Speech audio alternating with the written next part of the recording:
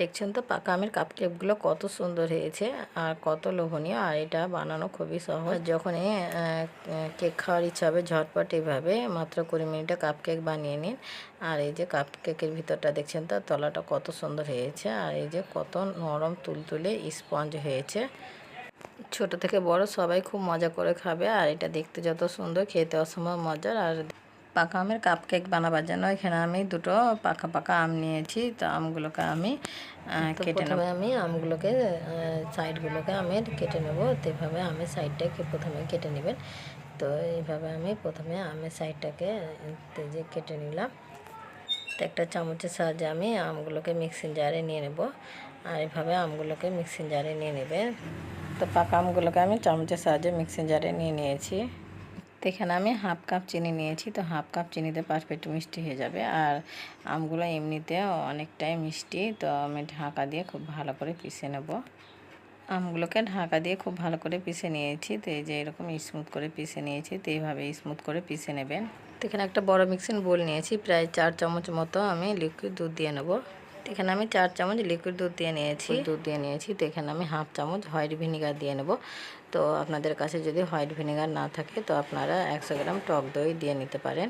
White ভিনিগারটা দিয়ে খুব ভালো করে আমি মিশিয়ে নেব। তো এই যে আমি হোয়াইট ভিনিগারটা দিয়ে খুব ভালো করে মিশিয়ে নিয়েছি। আর বুঝতে পারছেন দুধগুলো দানা দানা হয়ে গেছে। তো এইভাবে কেকটা বানাবেন, তাহলে আপনাদেরও কেক একেবারে পারফেক্ট হবে। তো এখানে আমি 4 চামচ সাদা তেল দিয়ে নেব। তো এখানে সাদা তেলটাই ব্যবহার করবেন, সরষের তেল ব্যবহার করা যাবে না। এখানে 1 চিমটে লবণ দিয়ে নেব। সাদা তেল ও লবণগুলোকে খুব ভালো করে মিশিয়ে নেব। সাদা তেল আর লবণটাকে খুব ভালো করে মিশিয়ে নিয়েছি। তো এখানে আমি বড় একটা চালনা নিয়েছি। আর এখানে 1 কাপ ময়দা নিয়েছি। তো আমি চেলে দিয়ে নেব। আর এইভাবে চেলে দিয়ে নেবেন, তাহলে কাপ কেকটা খুব সুন্দর হবে। আর এই কিছুটা প্রসেসগুলো আপনারা যদি ফলো করেন তো আপনাদেরও কাপ কেক একেবারে পারফেক্ট হবে। তো এই যে আমি খুব ভালো করে চেলে নিয়েছি। তো ময়দাগুলোকে আমি হালকা মিশিয়ে নেব। পিষে রাখা আম ও চিনিগুলোকে আমি পুরোটাই দিয়ে নেব। তো এই যে আমি পিষে রাখা আম ও চিনিগুলোকে পুরোটাই দিয়ে নিয়েছি। তো আমি হালকা হাতে আস্তে আস্তে করে খুব ভালো করে আমের পিউরিগুলোকে মিশিয়ে নেব। তো আমের পিউরিগুলোকে খুব ভালো করে মিশিয়ে নিয়েছি। তা দেখছেন তো ব্যাটারটা কত সুন্দর হয়েছে। তো এইভাবে ব্যাটারটা বানাবেন। আর আমি মাপ মতো দিয়েছি, তাই আমার পানি বা দুধের আর প্রয়োজন হয়নি। কিন্তু আপনাদের ব্যাটারটা যদি অনেকটা টাইট লাগে তো আপনারা দুধ ব্যবহার করতে পারেন। তো খুব ভালো করে 5 মিনিট ফেটিয়ে নেব।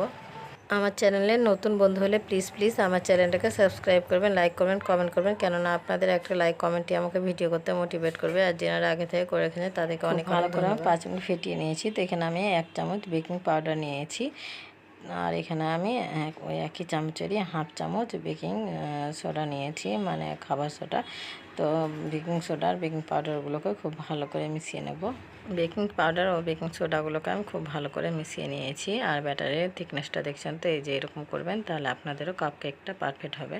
বেকিং পাউডার ও বেকিং সোডা দেওয়ার পরে খুব বেশি সময় নিয়ে ব্যাটারটা রাখা যাবে না। কাপ কেক বানাবার জন্য এখানে আমি চায়ের কাপ নিয়েছি, যেটা কাগজের কাপগুলো পাওয়া যায়। তো এই কাপগুলো নিয়েছি। তো আমি অল্প করে ব্যাটারগুলো সব ভরে নেব।